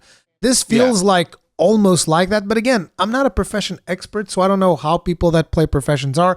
I've heard tons of people say, I'm super excited about it. I'm super this and that about it. And I just look at the system and I think of it like, so you're going to grind something. And eventually, they're telling you're going to be this specialist. They're selling you on the fantasy that you're going to be the best guy that crafts helms or the best guy that crafts mace or axes or whatever your specialty is going to be. And then a couple of months from now, it's going to be fucking meaningless because everybody's going to have everything anyways. What's the point? I agree with you on literally everything you just said, because that's my fear as well. Now, there is a world in which that's fine. So let's say if you really fucking grind, so you work your ass off, you can max out all of these specializations in about a year and a half, right? So it is a massive grind. If you just play normally, you'll fucking never do it. It is just not going to happen for you. But if you're one of those people that you literally just play the game and you just do professions, you can max it out in a year and a half. The reason I don't mind is by the time you max it out, they no longer matter, right? We're at the end of the expansion. No one's really going to buy a lot of things from you anymore because it is the end of the expansion. So you're basically now catering to the alt crowd, people that's now living their alts before the next expansion comes out. I can see that. Why is nobody buying anything from you, though? Your equipment's supposed to compete with Mythic Tier. Yeah, but remember, this is the end of the expansion. So everything's already out. People are sort of getting alts ready, for the next expansion. A lot of people aren't really playing anymore. So if that is the case, I don't mind it. You could argue that at that point of the expansion is actually when you're going to be selling the most because not everybody's going to be raiding and you can craft Mythic Tier gear. Yeah, but remember, you are also, at this point, the point I'm trying to make is it doesn't matter. Right, you're not actually competing against the people that You're not competing against anyone. Specialty. The specialty had its time to shine. When everyone wanted Mythic gear because Mythic was actually Mythic at that point, and people wanted the gear. They've already, they've won because they were specialized from the beginning in those things. Whereas now, by the time you're specialized in those things, all right, fine. The game's over. But let's say it happens within 6 months. So we're talking about when the first raid launches, everyone is hyper-specialized in everything. Well, is that still specialization at this point? Are you actually specialized in anything? You're not actually, because... Yeah, You was are 6 just months. a jack of all trades again, right? The only difference is you're a jack of all trades, master of all. I hate that. I don't think that is what you should try to shoot for with this system. I don't want it locked again because the locking thing did create a lot of issues. So I remember way back in the day, I didn't know everything there was to know, granted, but I was a tailor on my warlock, and I went into Mooncloth because why not? I don't know. Turns out, as a warlock, you really don't want Mooncloth. You want Shadowcloth because that's what warlocks use. So now I had this entirely useless specialization on my warlock that I couldn't physically use, and all of my friends who were mages also had Mooncloth. So I couldn't even go to my friends and be like, hey, guys, can you give me Shadow? I'll give you Moon. Nah, fuck it. We're all Moon. And say, oh, I'm a warlock. This does nothing for me. I've just wasted all my time leveling this shit up. And there's no way for me to really change that. At least I can't remember if there was. So I don't want it to be locked. I don't want people to be locked out of things. I just think pacing is going to be the real question. Yeah. How do they get the pacing right? So you actually feel rewarded, right? Yeah. That's pretty much the whole point of this system is going to be the pacing. If the pacing doesn't work, then the whole point is friggin' moot. It just doesn't make any goddamn sense. You have to feel special, and we can flip this around the other way. So first, the person that is, just specializing in everything will not feel special because they're specialized in everything. But let's flip this around to the person that did actually hyper specialize at first into swords, thinking they're going to be the one that makes all the cool swords. If and within 6 months your hyper specialization means fuck all, well, congratulations, I guess, right? Everyone else can do it too. Yeah. So it just makes the system feel weird, I don't know how Blizzard's going to fix it, though, because no matter what they do, it's going to piss someone off, right? No matter what they do, someone's going to be angry about this. It's a weird thing because I also can't see a solution, particularly if you're trying to get people to specialize on it. It's weird. Like there's, and one of the things that I've never really gotten too much into crafting is just the complexity that is in each recipe. A lot of times it's very off-putting. It's like, oh, look at all the things that I'm going to have to go craft and get and gather. And it's like, oh God. Oh yeah. And this thing, you get it from over here and that thing. And I understand that for some people that's like really appealing so that they can play the auction house and do all of that stuff. But that is not the reason I play World of Warcraft at all. It's going to be even more this time around. Just that. Yeah. It's going to be even fucking more. Yeah, it's going to be more. Particularly, you're going to have to you're probably going to have people that are going to be seeing, okay, so if I do this work order that this guy is putting here and I couple that together with something else that I can do and then sell it on the marketplace, there's going to be so much like metagaming when it comes to gold farming. It's going to be completely insane. And Blizzard has... The thing is, right, Blizzard is very concerned about the economy. They're saying like, oh, we don't want this to reach a point of the legendaries and we're going to make sure that it doesn't reach the point of the legendaries. Yeah. But it's like the economy of the game's already been compromised to an extent that is like, look, bro, you got WoW tokens. Forget about it. There's no integrity to the economy of this game. And there's never going to be until they decide to take a hard stance against bots, which they haven't. They haven't done a damn thing against bots. And, as long as the WoW token's around, there's going to be bots and it's never going to change. Yeah, I think the one thing that I'm looking forward to with the professions that I think WoW desperately needed for a long time, and we're going to finally start to see it. If I'm wrong, hey, I'll take that out. But I don't think I am. Is people who turn into professional artisans as a result of this. And when I say artisan, I don't mean IRL. I mean in the game. There are people in games like the Elder Scrolls Online, games like Final Fantasy, who just do crafting. They have no interest in playing anything else in the game. They just want to be crafters. This system allows for that. So I would love to see a world in which your average crafter actually doesn't do crafting for the auction house at all. They couldn't give two fucks about what they make on the auction house. They're not there to sell the items. They're just having a shit ton of fun crafting all these random weird things And yeah, they're making money because they're doing work orders. You should be paid for the work you do. But the joy that they find is the physical crafting of the items. It's not the, sort of, let's see how we can optimize to make as much money as possible. Yeah. Which is kind of what professions are right now. And if you look at professions now, they're just that. I don't see that changing, right? I still see professions essentially being like a money-making machine. And there's, again, for the average player, there's very little reason to get into a profession because you're going to be able to get gear from like dungeons and stuff like that, which is, again, is the reason why at a certain point in World of Warcraft, I just stopped taking crafting profession seriously because I'm not an auction house goblin. And therefore, it just doesn't make sense for me to devote my time playing the profession because you're always thinking, everybody's thinking when they get into a profession, it's like, oh, I want to be, like, for instance, right? I'm a warrior. I want to be a miner and a blacksmith so that I can be self-sufficient. I can craft my own gear. I can do my own thing. But as it turns out, it usually most of the times you get your gear from dungeons anyways. You very rarely get it from crafting because they've made, and usually when a gear is powerful enough, they make it prohibitively hard for you to be able to craft that gear to the point where I might as well just run a Mythic Plus and get like something similar. And I don't need to worry about all this crafting nonsense and the daily limits of how much you can craft or whatever other thing might happen. But remember, that's you. There are going to be a number of players who maybe... So here's where things are going to get interesting, and this is why Dragonflight is such a unique, weirdly unexplored space in the World of Warcraft genre.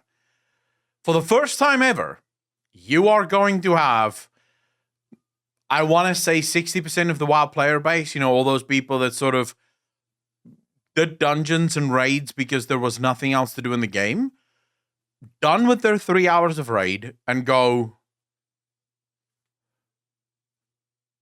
What should I farm now, or like what's my, and it's that's going to be like, interesting. Nothing. That's one of the things that I'm most kind of like excited to see how the player base is going to react to. I mean, again, taking Blizzard at their word that there's not going to be any mandatory chores or any of this power creep nonsense that we've gotten used to. I'm very curious to see what those players are going to feel like when they've done the stuff that they want to do, and they're like, what do I do now? Yeah. Like, hey, guess what? You can go do side content that is not mandatory, that is not going to give you power, or you can go play another game. But I think what's going to happen is these people are going to maybe get into professions, right? Maybe get into crafting because they're bored. They don't know what else to do. Let me tell you. They go, let's see what this is. Final Fantasy is currently struggling with this. A little bit, not massively, but they are struggling a little bit with this because of the fact that we've had a lot of players come over from World of Warcraft and stuff. Yeah. And they've done the MSQ, they completed the MSQ, they did the raids, they probably didn't do extremes or savages, they just did like the basic stuff. They're like, there's no content. They have no idea about Hildebrand. They might have an idea, they just like, oh, I don't want to do that. That's story stuff, I don't want to do that. Okay. Here's a deep dungeon. Yeah. Oh, I don't want to do that either. Like, why not? Well, I don't know. It's not raiding as I'm used to. It's not a dungeon like I'm used to. It's like, no, I don't want to do it. Yeah. Okay, there's Heaven on High. That's another deep dungeon. There's Eureka, which is a big open world area to farm stuff. Is like, well, yeah, but that's not going to give me power. No, not going to give you direct power, but it's going to give you like, cosmetics. It's going to give you access to the relic weapon that comes in Eureka. You can go do Bozja. Again, another area that, large area with monsters and encounters and stuff. And probably I bet you that there's people that don't even know that behind Bozja, there's like 3 raids.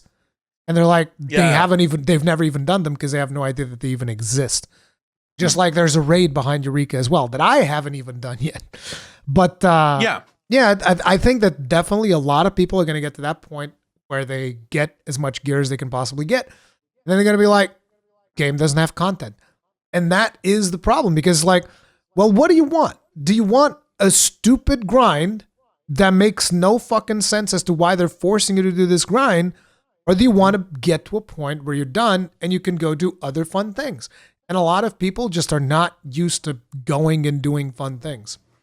Yeah, but this is exactly what I think WoW is now going to do, right? It is going to force that person that previously just wanted the mindless grind to go, oh shit, I have no mindless grind. I have all the gear I could possibly need. I could do more Mythic Plus, sure. I could probably do some alt raids. Sure, that's my prerogative. I can do that. I could try professions. I've never done professions. Maybe I should give it a go. Let's see. Or I could just go out in the open world, do some rock climbing, do some dragon riding, do some fun stuff in the open world. It's your choice. And yes, there's going to be a lot of complaints. But eventually, those people are going to go, all right, fine. I'll give it a try. Right? And then maybe they try professions and suddenly they go, holy shit, this is fun. I'm kind of enjoying this a lot more than I do actually raiding and doing dungeons. I would rather do professions. So this is how communities are built, slowly over time. Communities find themselves and they find other people just like them. So I'm going to be very interested from a purely psychological standpoint, looking at the WoW community and sort of seeing what they find themselves busy with when they realize there's no actual grind built into the game this time around. It's just again, you, and you play this or play something else. That is what we're assuming. Who knows if that is actually the case? They said there isn't, and so far, there's not been a single thing that we could test that even showcased, even remotely, some kind of power gain system that you could grind. I do think that Blizzard is making a mistake with putting no grinds into the game. The grinds are good, and they should really embrace the grind, but leave the grind as cosmetic stuff, Do major cosmetic stuff, do major sort of random stuff as grind-worthy content, because grinds do have a place. There are people that love grinds. And you want to make sure that there is content for those people to actually get in and do it, This is what Eureka and Baja is all about. It is that old school sort of grind your way through it and get more powerful as you go. Baja even has a different thing which you can also use it to level alts past level 70. All the way up into 90 even if you want, which is really cool. So you can even use it as a alt leveling thing. So yeah. Yeah, so Blizzard could probably do stuff like that. Do we have anything else on the WoW list that we wanted to discuss today? No, not really. Not a whole lot. That was pretty much it. We ran through this shit, like speed run through this shit almost. Yeah, there's not a whole lot happening in World of Warcraft apart from obviously the alpha, but I myself haven't been watching too much alpha content because I want to go into it as fresh as possible, but yeah. It's just mostly I've been keeping an eye on it 100%, right? I'm spoiled to the fucking mouth. Yeah. We are going to have very different experiences. It'll be interesting to talk about how your first couple of weeks go versus my first couple of weeks. And then me hopefully being somewhat surprised by the story, but we'll see if that is a thing or not. Yeah, I mean, the story right now looks fine. We've not seen any major spoilers yet. So in terms of like, oh my God, this is the end of the fucking expansion. Oh, none of that. We've seen regular sort of what the story is going to be about in the zones, but none of the conclusions to any of those stories we've seen yet. But then again, those conclusions usually get tested towards beta.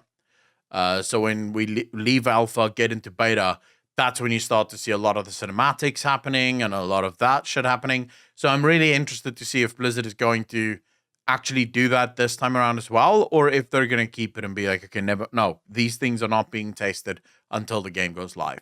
I really hope they go with the latter, but I doubt it. I think we're going to see all of the cinematics on the beta long before the game launches, which is sad, but hey, that's the life of a fucking lore nerd.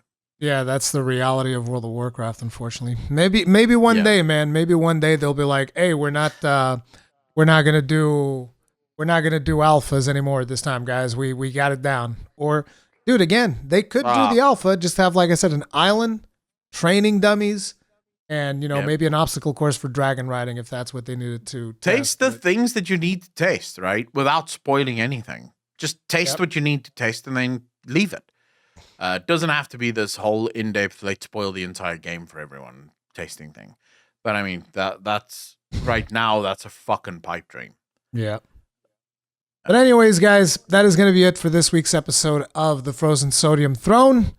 As per usual, if you enjoyed it, hit the like button, subscribe, bell notification, all that stuff. You'll find Accolonn stuff in the description. We'll see you guys on the next one. Stay strong. Stay safe. Peace out. Peace.